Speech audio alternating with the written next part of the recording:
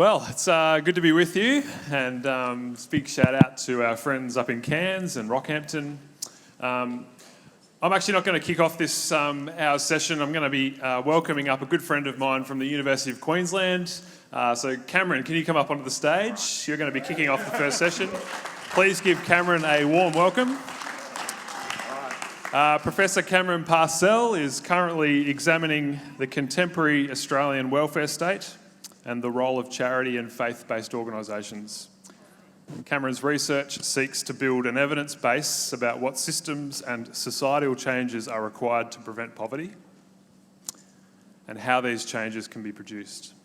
Cameron is interested in how individuals and community groups can work in support of the state to redress the failings of state policy. His primary area of research is poverty, homelessness, social services and charity, aimed at addressing social disadvantage.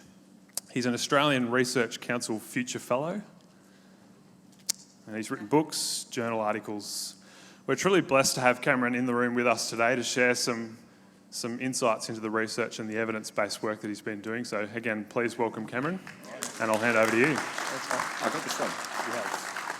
Thank you, Marcus. Good afternoon, everyone. Thanks very much for coming to listen. I'm going to start off by presenting something that you might get the sense is kind of the complete opposite to Marcus's introduction, and I'm going to talk about the role of faith in social services, but I'm going to do so by illustrating one of my demonstrable failures, and that is I'm going to talk about a research project that we conducted with the Salvation Army in a homelessness service centre.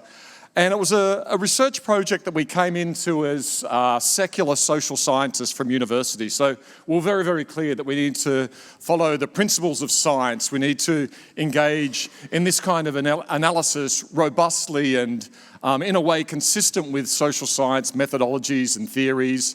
So we need to absolutely make sure that faith is not considered in any way whatsoever. And as a student at university, we learnt that, Cameron, you absolutely need to not engage with faith in social work and social services, because all of the examples, the literature said, what we were taught, tell us that when faith is in social work, bad things happen. When faith is in social work, people are proselytised. When faith is in social work, actually, it's deeply negative because it's about conditionality. It's about, we'll give you a service if you make certain types of changes, if you participate in certain types of our religious institutions. And when you do that, we'll give you a service. If you don't, we'll withhold a service from you. And this is really, really bad. Similarly, we need to ignore faith. We need to make sure that faith is outside of our analysis, outside of our practice, outside of our funding decisions, because we know that faith will actually lead to excluding people. That person is living inconsistent with my faith, therefore I'm not going to provide them services. So this is what I learned. So I approached this research, you might say not very, very cleverly, at a Salvation Army service, ignoring faith. And when I presented the evidence, we'd studied it for a year, we had an excellent postdoctoral research fellow conduct the research. We went down to Redfern, to headquarters, very, very proudly to present the research, and we did. And at the end of the session, one of the directors said, "That's all well and good, Cameron, but it's completely wrong. It is an absolute failure, and it's a failure because you've discounted faith. That research makes no sense whatsoever because you've examined a Salvation Army service and you've explicitly ignored faith, and therefore your findings have no validity, they have no rigour, they possibly cannot get through the peer review process." And I was profoundly challenged, right, because we just did this big project. Anyway, go back, relook at your data and start learning about faith. And of course, that's when I came into this idea of Imago Dei, all people created in the image of God. And this was transformative for me, because what we understood was that many of the changes at this homelessness service system that we studied were actually driven by nothing else than Imago Dei, all people were created in the image of God. The service was remodelled, it was renovated to reflect these principles. There were barriers there to protect the staff from the dangerous homeless people, these distinct deviant others who represent a risk. There were barriers there. Those barriers in the renovation were knocked down. If all people are created in the image of God, we can't have a barrier. The rooms were dormitories, beds, cots next to each other. They were all knocked down, single rooms were put there. if all people are created in the image of God, how can they be dignified living in these kind of dormitory conditions? The cafe was removed because people were passively lining up to be given what was their allocation. That was gotten rid of, and they integrated a cafe. People could come and choose. People could similarly choose what kind of services they want, who they would work with. They could choose the caseworker they engage with or not. But more fundamentally, if all people were created in the image of God, and everyone at the Salvation Army believed that that was the case, then what do we need to do when we're working with people? We don't only need to change the space, we also need to change our aspirations. We need to change how we're looking at them. We need to no longer see them as the homeless other, the homeless person that's distinct and less than us. We need to see people who are homeless as equal. And when people who are homeless are seen as equal, then we're forced to think about what are our aspirations for them. We need to ensure that we're not just referring them on to a boarding house or moving them through a social service system where they're client. We need to think about how actually they need to be engaging in society in a way that they can express autonomy and live a life consistent with the principle of Imago Dei. And this led to a rediscovery of what faith can possibly mean in social services. And what was really important was that we have to be very, very explicit about the role of faith. I think many of the concerns come both within the literature, but also within public discourse, within public policy, when faith is not overt, when people are actually drawing on their faith to think about social services, but they're not engaging explicitly with that. They're not talking about it openly. They're not reflecting upon how faith is motivating the work that they do. And often in Australian society, this can be really challenging to do. And I think one of the great challenges that we need to address is being reluctant to discuss what role faith plays. So this led to another research project, thankfully a more successful one, where we've actually been out in core, and I thank many people in the room who have facilitated this, and we're trying to understand, well, what does faith mean? If faith is something that animates us, and we know that it is, and if that faith means that we want to try and assist someone who's living in poverty, what does that actually mean in practice? It's not enough to say, well, I'm religious. It's not enough to say that I work for a Christian organisation, or it's not even enough to say that this Christian organisation has these principles and values. What actually happens in practice when we do stuff? And that was the research project. We tried to understand that.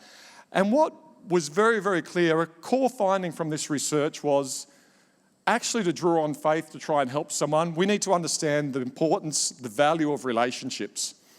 One of the greatest ways that we can help someone is through relationships. And it, of course, is through relationships that, on the one hand, represents the way that Jesus tried to live his life in relationship. And on the other hand, it is through relationships that we can create the conditions for people to overcome the poverty, the trauma, the disadvantage they're experiencing. It is through relationships that we can create the conditions where people might be able to make autonomous decisions, where people might be able to start working on many of the problems and injustices they're experienced.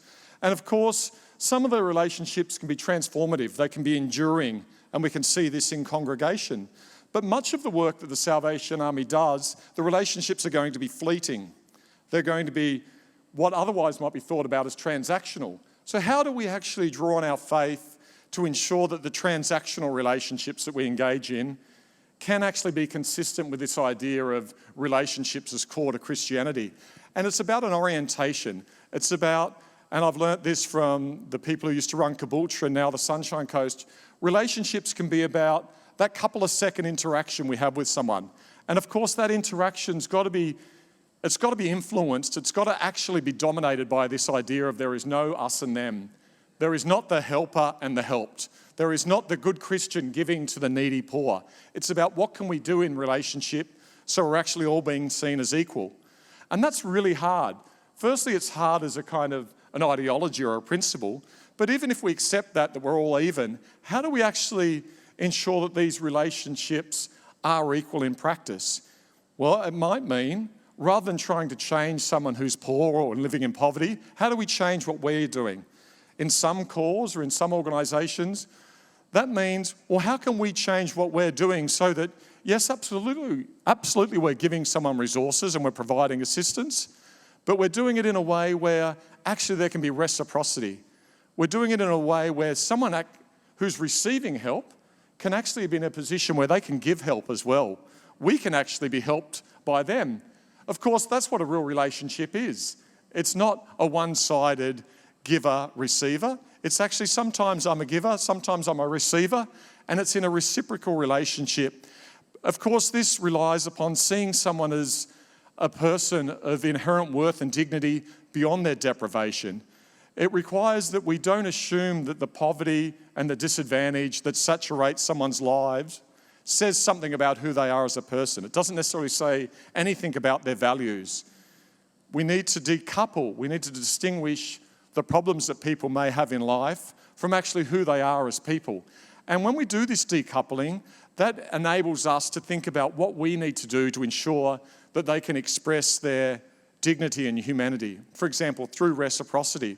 But it also means that we put other people in the driving seat to decide what they want. And of course, they can decide whether they want to engage in a relationship as a Christian or not, but we have to be upfront about that and let them know what that relationship might entail or not, and how they can engage in that type of relationship of their own choosing.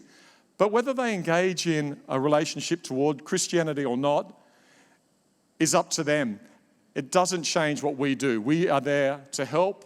And this is what we're learning from Core out in the field. We know that relationships are a means and an end in of themselves. Relationship at the end. Relationships is not a means to try and convert someone.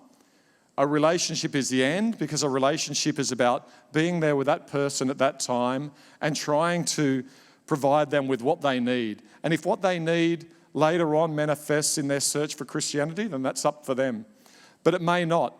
What matters is that we do everything that we conceivably can to build that relationship that's meaningful for them at that time. And we're learning some really interesting things around Australia with different core, even professional social services coming together and trying to create these conditions. And what we know is that these relationships that might happen in community, in churches, actually can pave the way for people to engage in other professional services that they may have felt excluded from.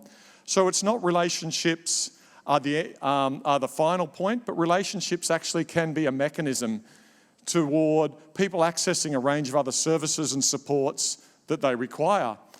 But one very last point, because I know that I'm going to be cut off by Shaz if I go too long. One other point, we need to think about relationships as, well, how can they be a little bit more radical? What we know is that if Jesus' life was anything, it was a radical life. It was a life that was trying to be transformative. It was trying to transform systems.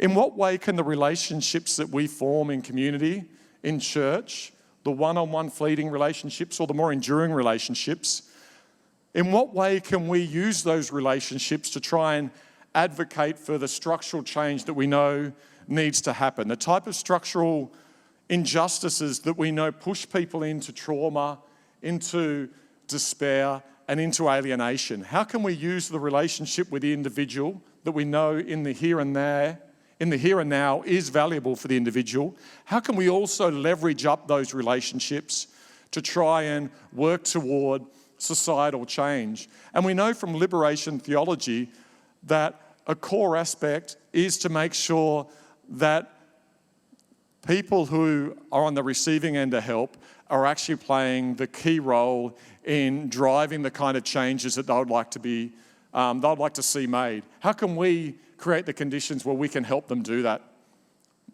Marcus, I'll turn it over to you now because nothing. Thank you. That one can be turned on. There it is. Again, it's just been such an amazing journey to have Cameron work alongside the Salvation Army in a research perspective. It's really important that any kind of change that we're trying to make, that we do that in an evidence-based way and we learn, we really listen to the research and what it's telling us. We're covering off the topic here around finding the sweet spot, and we're looking at what it looks like to deliver a Jesus-centered version of social work. That's the topic that we're in right now, and I'm hoping that hopefully just listening to Cameron, that kind of sets the scene well, I think, for the session in terms of the place of faith as a motivation for best practice in a social work sense. In the social work, the Salvation Army, it's all about social work. It's about social mission and meeting people's needs. In addition to the great work we do in, say, gathered worship settings and others, it's the Salvation Army for me is, I've been working for the Salvos for 9 years now, and my background is in social work, but then trained in theology later in life, and it's just such an amazing privilege to work for the Salvation Army, to see those two things come together, to do social work powerfully in Jesus' name. Before we get into the discussion, I want to look at a tool a little bit later in the session. I'm going to share a story with you, I think, that just grounds well and illustrates well what it looks like, very simply and very practically, to be Jesus-centred in our social work. And the story starts with me being placed actually back in Sydney at a church. I was going to a Baptist church back in Sydney. This is some time ago now, and I won't, obviously, for good reason, name the church, but I'll keep that private. I was attending the church for about 12 months, and like people do when they attend a new church, you look for ways to volunteer and get involved in the different programs that the church runs. And this church had a breakfast that was run on the first Saturday of every month. And the person who was leading that team, the program had been running for about 3 years by this stage, had relocated back out to regional New South Wales or something like that. So I put my hand up and said, I'd like to take on the leadership of this program. And anyway, the first Saturday comes along and I find myself walking into this space. The church, I might add, is just located right in the heart of the suburb of just activity, families, diversity, coffee shops. It's really the best location you could possibly have for a church. And the building alongside it where they did some community service type work was part of the church, and that's where this breakfast was running. And so I find myself walking into this breakfast for the first time. And as I'm going through the door, I'm walking on this red carpet. And I was like, that's a bit strange. What's this red carpet all about? And similarly, as a social scientist, I guess you could say, I kind of analyse things, social work training. You just start to see things with different kind of things that you've been trained to do. And I saw this red carpet and I'm walking on it. So I stopped and observed and I thought, okay, well, this has been here for 3 years. They've set it up. Someone's come along first Saturday of every month and it's their job to roll out the red carpet. There was about a team of probably 10 people that would run the breakfast. They'd be regular church attenders, if you like, that would run the program. And so I just stood and watched community members come through the door and I just observed what they did. What do you think they did? Do you think they walked on the red carpet or do you think they avoided it? They avoided the red carpet. So here you've got these community members for which we've rolled the carpet out for, coming in through the door and walking beside the red carpet. Now I'm sitting there, I'm observing, and I'm like, this is fascinating. I'm curious about this, what's going on? So I ask people. And mind you, I guess the purpose of the breakfast really is to we want it to be about the community, for the community, to meet community need and all of those things. And I'm hoping by now this is resonating with a lot of our social work, especially to do in our core, like community meals, breakfast programs. There's so much stuff we do in core that this I think could relate to. So I asked a community member, I said, can you tell me what happened there? Like, you avoided that red carpet. What do you think that community member said? Yeah, just felt a bit strange. I don't know. Sort of sets us apart. I asked the team member, why do we roll this red carpet out? Well, it's because and this is from the church's response, it's because we want to make people who've never been made to feel special. I was like, wow, that's a massive assumption to make. It's a huge assumption to make that these people that for the community, who knows who these people are? One of the people coming in would probably completely destroy all the stereotypes. I'm an electrical engineer, I'm coming along, it's a free breakfast, I want to be part of the community. how dare we as the church place this thing on people and say, you've never been made to feel special before, so we're going to make you feel special. So when Cameron talks about the practical, tangible experiences that people have that are othering, that we kind of segregate. Now I should add, I feel like every time I share this story, I feel like I'm slamming the church that I was a part of. I'm not doing that. It was an amazing church. The point that I'm making is that I think a lot of our churches do these sorts of things unintentionally from a good place with a graceful heart all of the time. It's just about identifying where those red carpets are in your core or your service or your centre. Those things where you've intentionally tried to do something good, and even from a place of thinking that it's from a place of grace and love, but dare I say it, when you ask people of their experience of what you're doing, it could actually be quite the opposite. So to be Jesus-centred in our social work, I think, does embrace this deep and rich theological concept that Cameron talked about seeing and treating people. Now, this is one piece of theology. We've got so much theology we could draw on in understanding that. But when we do start to see people as created in God's image, equal in value, significance, dignity, worth, these big ticket items, like they've been created with this inherent capacity to make choices about their own life, we start to see the person first. I'll say it again. We start to see the person first. We don't see the needy person. We less assumptions flood in about, they're dressing a certain way, they're talking a certain way, therefore they should be A, B, C, D, E. We actually just get curious about people. Well, hi, my name's Marcus. Who are you? Tell me about yourself. I took the red carpet away after my first Saturday as leader, and I lost 2 members of the team. It was their job, and they were holding on to that tightly. The pastor of the church was like, look, I gave you a job, what are you doing? We're losing people. I said, well, you want me to change culture? It's these sorts of things. There was a menu at the breakfast as well.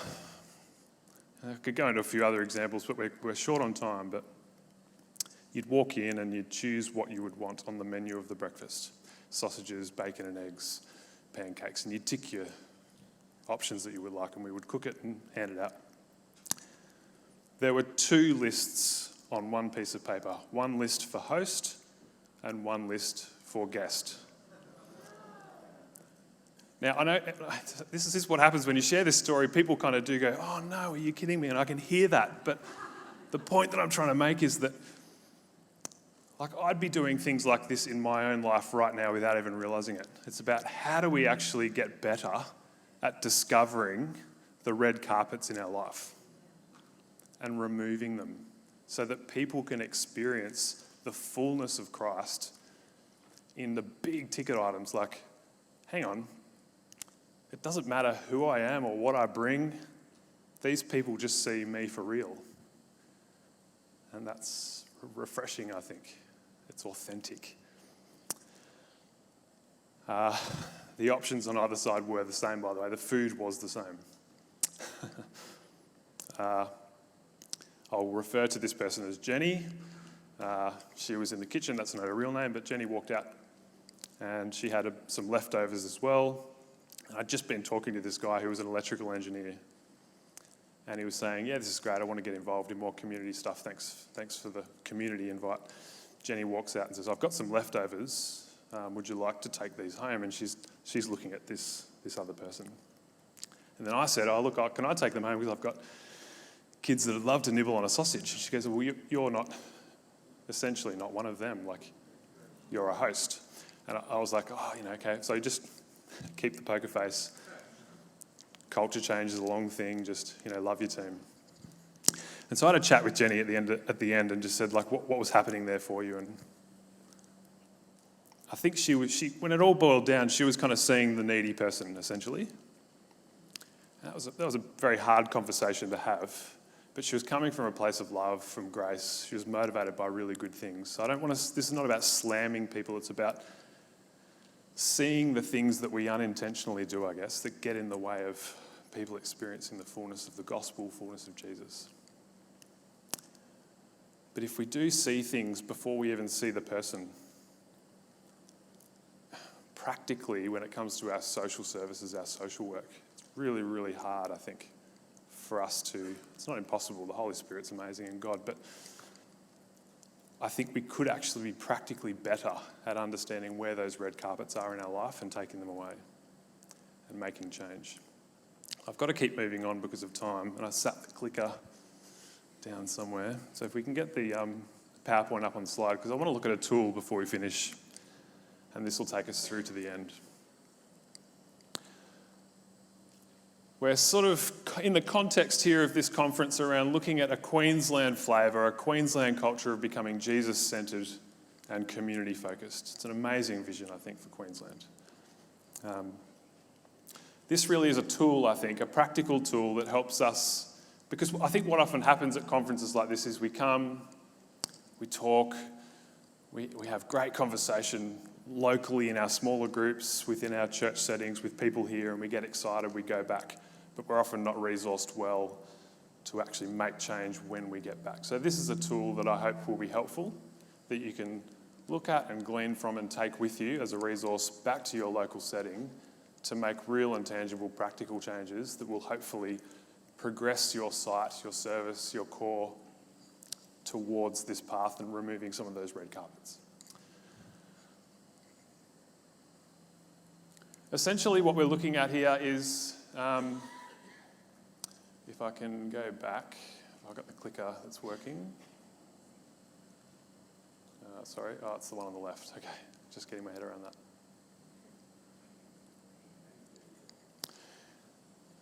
A few years ago, we created a tool with core in mind, but this tool is proving to be quite useful, I think, across a lot of our expressions, and we've got some area officers and people in here that would attest to that.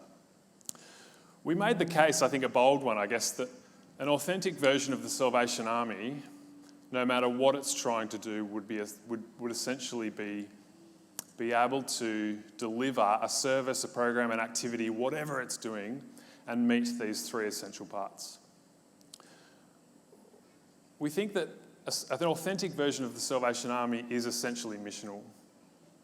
It's essentially relational, and it's essentially professional. When all three come together, the community members, the people, and us, I might add, would experience an authentic version of who the Salvation Army is. That's the tool in a nutshell. And what we know is working with the tool is that people see the tool and they resonate with it quickly and they can understand, they pick it up in under a couple of minutes really to go, I see that. When all three come together, people experience the salvos at their best. Seeing some nods of heads, and hopefully that's happening here too. When we look at missional and we're defining missional, essentially what we're saying is that a holistic mission will look to care for the whole person. The physical, the social, the emotional, and the spiritual. Essentially, what sets mission apart from, say, relationships and professionalism when we get to those is that what makes the Salvation Army, we talk about Jesus-centred social work. There's lots of social work that happens, great social work I might add. I was part of child protection for nearly 4 years and the work that we did there was amazing. But the team would be really transparent and honest in saying that the work that they would do is underpinned by humanism or is essentially secular. It wouldn't identify with a Christian mindset. Being the Salvation Army, we're unashamed that we do identify strongly with the love of Jesus, the gospel, Christianity.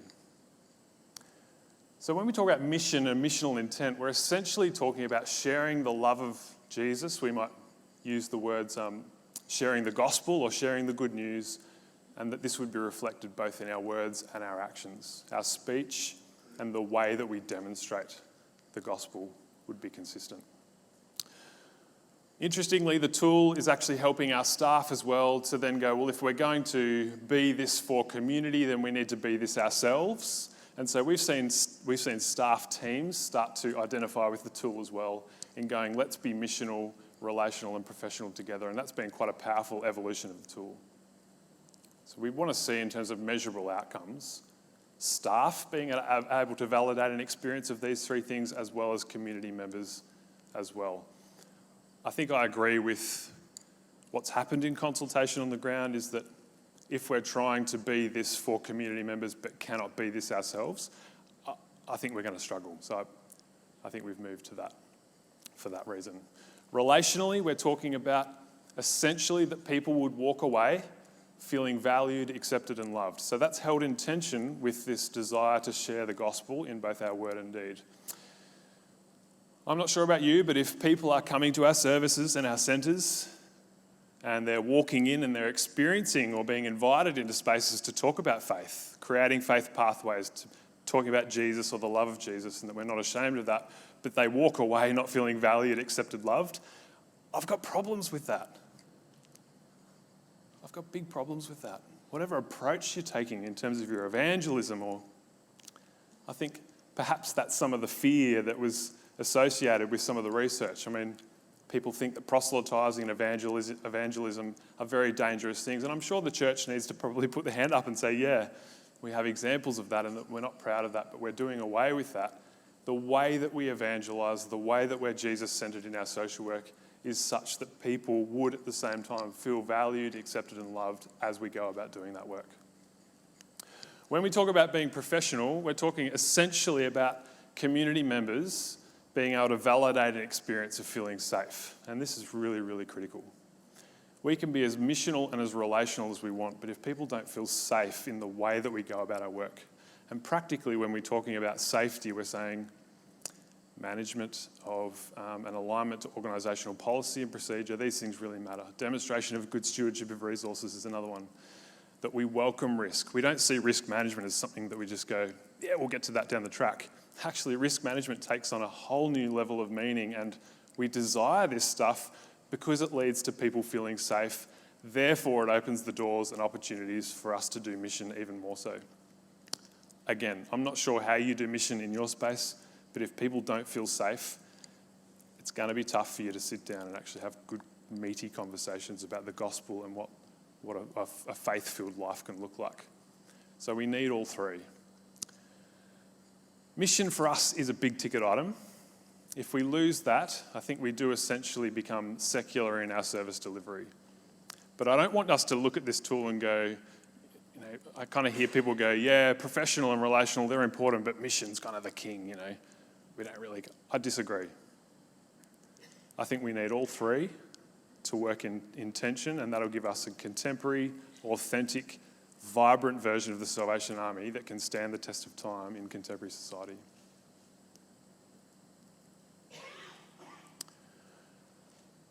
How are we doing for time? It's 1:48.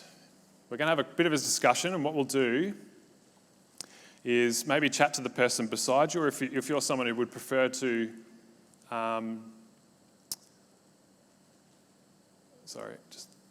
there's multiple slides here. We're going to have a discussion, and basically what we're going to do is, if you're someone who wants to reflect personally, you can use your notebook now, or chat to the person beside you if you like, as part of some dialogue, if that's how you learn as well. I just want you to have a conversation about, okay, well, let's actually talk about it. If we were to lose the missional emphasis, our missional intent, and deliver a version of the Salvos that didn't have that in it, what would the risk be? How would you describe that using a word or two? And then we can move on to the next one. So we'll do that for a minute or two, and then we'll come back. So maybe the person next to you, if you want to have a chat, or by yourself as a personal reflection.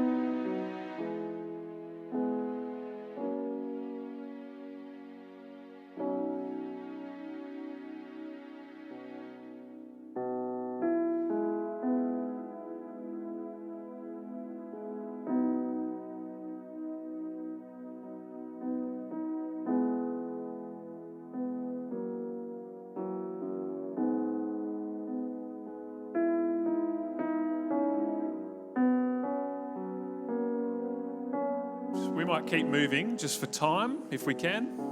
So if we can have everyone's attention.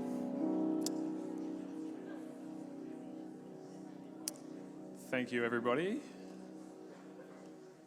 I hope the conversation just around missional flavour, and I guess we're getting a little bit real when we talk about, okay, well, what would we lose? Now, I don't know how you would describe that, but the next slide after this will go into the most common sort of 3 ways of describing the risk associated with that. I want you to do the same thing. Oops. There they are. Now you've seen them. The clicker, is it going to... Okay, it's not going to do that. We'll just jump straight to this slide. Here are the 3 most common words that people came up with. The PowerPoint, the circle would normally float over relational and then professional, and we could talk about it, but that's okay. We can still use this. This is the tool in raw format, essentially, where we first started, and there's probably people in this room, I'd imagine, that I would have consulted in the early formation of this tool. Massive thank you for your time in preparing this. And I would add too that the tool is very grassroots driven. Like we wanted something that would resonate with frontline, that people could see, understand and wrestle with really quickly and use to think critically and analyse how are we doing, let's have a self-reflection and make some changes to become more of essentially the way they overlap and come into the middle. The second one, again, a couple of minutes. Let's just talk about if we were to sort of hypothetically put our hand over relational, and perhaps we just imagine we'd be really strong missionally and really strong professionally. What would the risk be? How would you describe that? Have a conversation with the person next to you around, okay, well, we're missional and relational, but not missional professional, but not relational. What would that look and feel like, and what would we lose?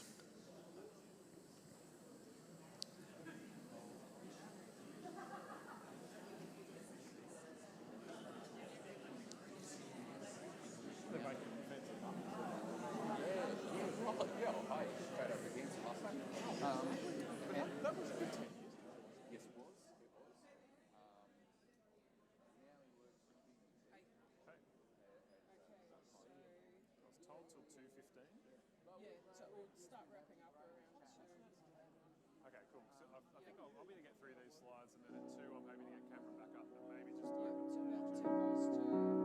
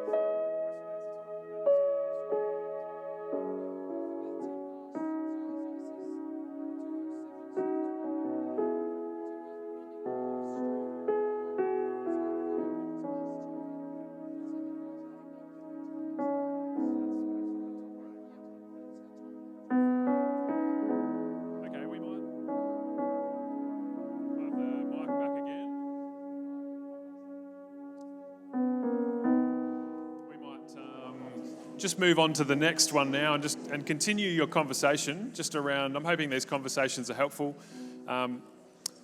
This is thinking about it we're thinking about risk here essentially. That's what we're doing. We're doing a risk management exercise, but through the lens of something that would get us thinking about, okay, well, we lose these things. It's the risk to being an authentic version of the Salvation Army. We lose mission, the risk is mission drift, right? If we lose our ability to see people valued, accepted and loved, I don't know about you, but I'm not okay with that. If we were to lose the professional domain, how would you describe that? Have a quick conversation around that. What are the risks? What are the things that we'd be concerned about there? And then we'll wrap up.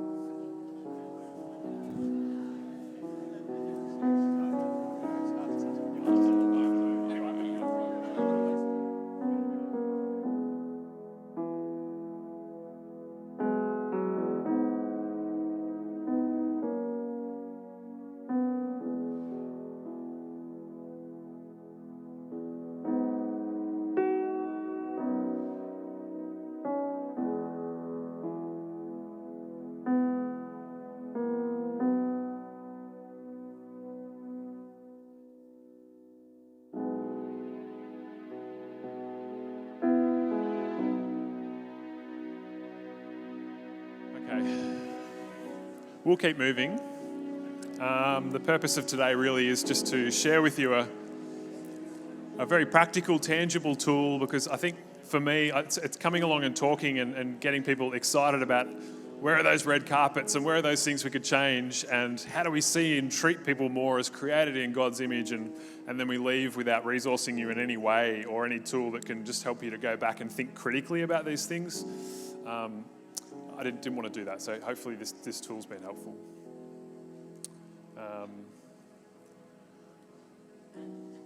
Thank you. So this tool here is another way that you can take, so this is the same tool, M, R, and P, just viewed slightly differently in terms of measurement. So again, very practically, we're in the context of a very inspiring space at the moment, where as a division saying we want to be more Jesus-centered and more community-focused, and we're flying that flag. How do we reach and become more of that cultural kind of undertones?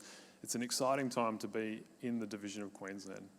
This tool here, it's the same thing. It's missional, relational, and professional, but it's been really helpful for teams to come together and just have a self-reflection exercise. So the idea of it really is to go, let's talk about where we see ourselves, where we think we could improve, and we get different people to put their own dot.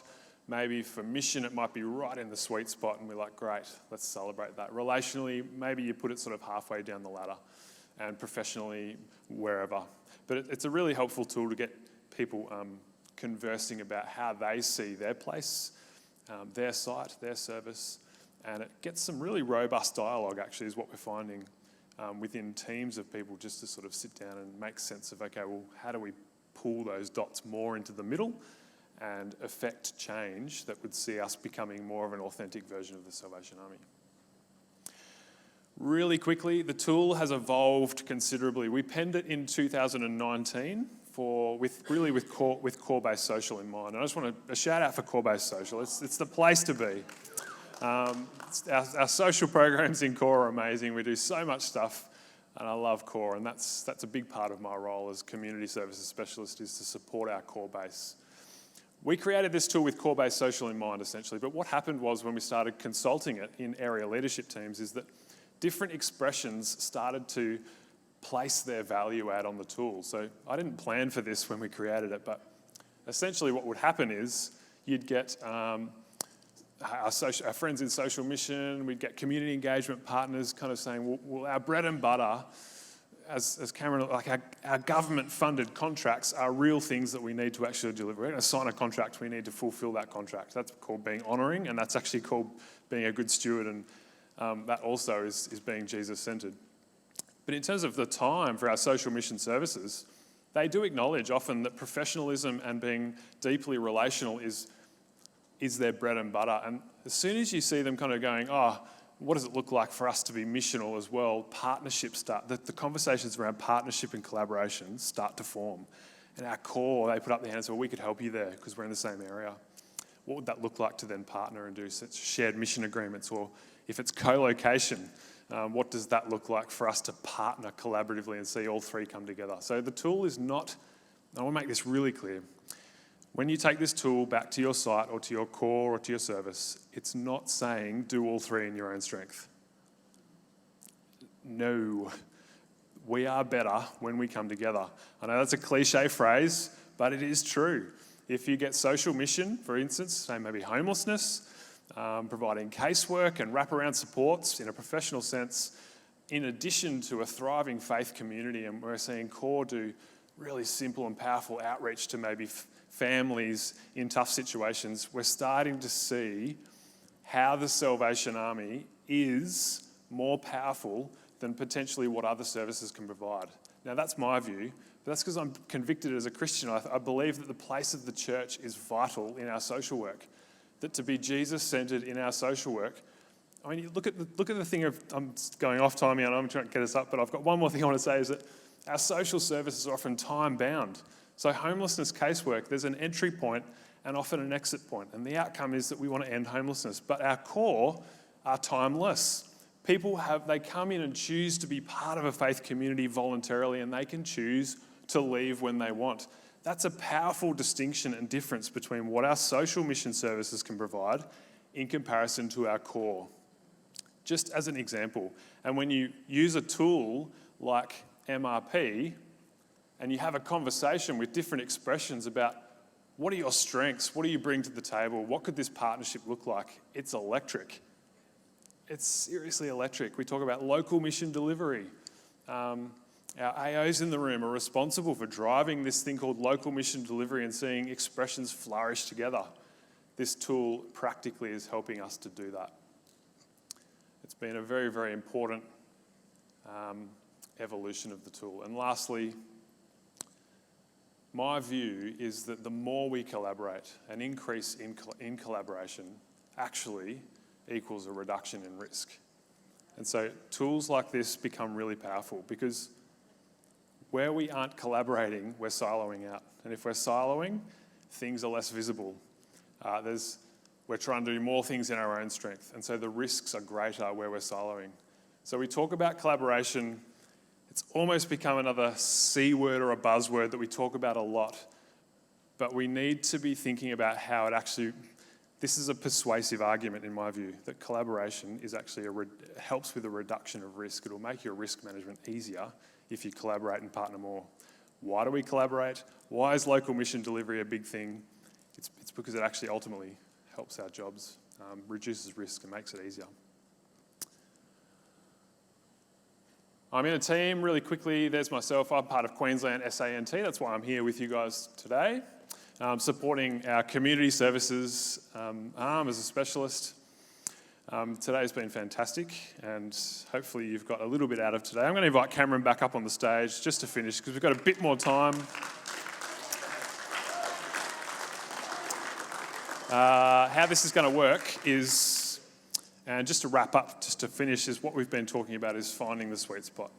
What does it look like for Jesus-centred social work? Hopefully what we've presented today has given you a very practical and tangible taste of that and some tools that you can take back to work with in your spaces. We've got about 6 minutes until 2:10, at which point we'll be starting to wrap up. But we're going to endeavour to maybe use the mic and have a runner. Who wants to be a runner? Oh, there we go. Can we use, yes, thank you. Shout out to Chumba, woo! Are there any questions or comments? We're just going to open the floor for fun for the last 5 minutes, and if not, maybe we wrap up early. But are there any questions for Cameron's piece of research, that element, or any questions around the tool that I shared, or perhaps the story? Okay.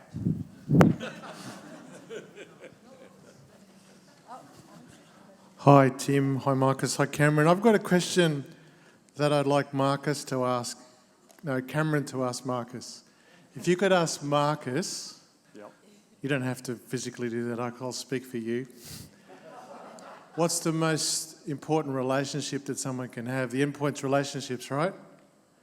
Ask Marcus what the most important relationship is and I want to know what he has to say. The most important relationship for me personally is my relationship with Jesus Christ. Yeah, 100%. So my faith, my trust, my security in life, my identity, right down to the core, is through and through for Jesus as risen Lord. Yep. You had a fairly good answer for that. Romans 1:16, for I'm unashamed. Absolutely, of course. Either or, I don't care who answers this one. How do we portray our relationship with Christ to somebody who hasn't got a relationship with Christ in a social gathering? I think the best way to proselytise is to live as Jesus would have lived, and it was never ever it was always an invitation to come and follow. So it was to live in a way that make people excited about the life that you have and make them drawn to it and inspired by it rather than coerced or pressured into it. Yeah, that's what you said. The last part is what the old way was, where we used to slam them with the Bible. So what is your new thinking? how do we approach it in a new way? Because a lot of people don't say, "Oh, don't talk to me about Jesus," because it's been flogged down my neck all my life. So how do we overcome that? Yeah, I think it's important when we're talking about this stuff not to throw the baby out with the bathwater. We have a powerful gospel and a powerful good news message for salvation for everyone who believes, Romans 1:16. But at the same time, I think the church and our response in contemporary society really needs to look at, that's why I shared the example around the red carpet, practical, tangible things that would lead people to genuinely and authentically feel valued and accepted, loved, as we go about evangelism. Interesting that Cameron used the word proselytising. It's not a bad word. It's just that we just need to be careful around how we define it, I think, and in terms of what that means. To share the good news and to persuade and to see people come to faith is what Paul did in the New Testament. If you look at Acts, I mean, he was persuading and convincing, but at the same time, he's saying, do everything, seasoned with salt, full of grace, full of love, be at peace with as much as possible, I think, with everyone. So it's a balancing thing, I think. We just need to, essentially, that's why I shared MRP, is because I think we need to be intentional around our mission, which is proclaiming and demonstrating the gospel, but in ways that would still value, love, and accept people. And I think that's possible, entirely possible to do that. Hopefully that's answered your question. We have about 2 minutes. You want to go first? Sure. You might ask the same question I will. Is it on? Hello. Yeah. I'm a new team leader with the Salvation Army at the family place at Woodridge, and we have people from many faiths and cultural backgrounds come to our service. So my question is around how we be inclusive of all of those while still including missional aspects. Marcus will probably have a more theological answer, but I think go back to Imago Dei. All people are created in the image of God, and all people have choice and rights, and celebrate other people's choice to engage and make meaning of any religion, including secularism, that they like, but equally be proud and overt and explicit and authentic about one's own religion. So it's never about trying to downplay ours because someone has a different one. Be overt and by being overt and reflecting upon our Christian belief, then we're forced to celebrate someone else's right to a different belief. Sorry, can I add on from that? You don't think we could be seen as not inclusive by being so open with our faith? I'm just wondering if there's a possibility for not being seen as, open to everyone and all that. Yeah, there absolutely is, and we're getting into a really complicated area around. But what I think one of the greatest things that can be done is just to be really overt and clear about your faith. I think the questions about exclusion or imposing a religion upon someone come about when one's not explicit and clear about their religion. I think when one's really clear about it, that makes conversations about interfaith dialogue, or it makes conversations about not just tolerating, but also respecting and celebrating other people's views. And I think we can only do that from a position that we're very clear about what our faith is. Because I think that's a new thing for some areas of the Salvation Army, because if you look in general in the community, a lot of people see us as a social service provider and that's it. They wouldn't even attach Christianity or God to the Salvation Army. So when people walk through our doors, for a lot of people, it's a very foreign concept that they're walking into a Christian organisation. So I think I'm in Logan, and I really grapple with wanting everybody to feel included, welcomed, loved. And I want to share the gospel, but I really want to respect that everybody comes with different faiths and beliefs. But I also want to be true to who I am and the organisation and my calling. And I find that a really tricky balance. It is tricky. I think two quick points. One, reflecting upon it and talking about it with people is a great way to address it. Tom Holland wrote this great book called Dominion, and he said that the Universal United Nations Declaration of Human Rights would not exist were it not for the gospel. He said this idea that all people have inalien human rights is a Christian idea. So I think we need to be very, very reflective on what Christianity means. And Christianity is an absolute respect and celebration of all people, irrespective of their faith. Yeah, that's good, thanks. I think, we're 2:13, I think we're meant to finish. So I think that's all we have time for, sorry. It's time to wrap up and I'll hand over to Neil. Well, let's give our presenters, Marcus, Cameron, thank you so much. Certainly very thought-provoking, and look, we could only just started the discussion really, and so let's continue it, not now, but in our own spaces, and we're going to move to our next electives. So thank you very much for listening, engaging, and you've got about 15 minutes to be in your next elective. Thank you very much again.